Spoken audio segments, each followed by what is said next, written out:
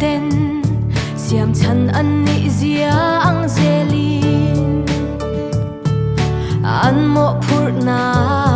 tin reng an zo chu tin an hlut na alo ni sia midang ta nan nun hi kan dam chan ani nang ma wanga mi dang an hlim na kha I hlut na ti zuan tu an lo ni e midang ta na som na ni che lang che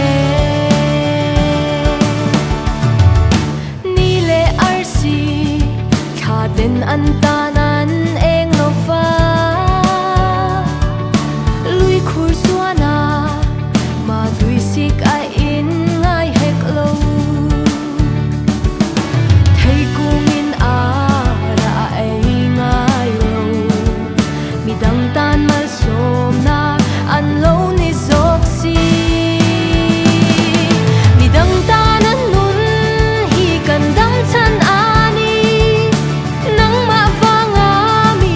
dang an hlim na kha I hlut na ti zuan tu an lo ni e midang tan na som na ni che lang che nang ni hlim chuan khovel hi alo nuam thin lungai na ten min hual ma se I hring nun than thu chu par chong zel ro se kan dam sung ni rei lo te a hian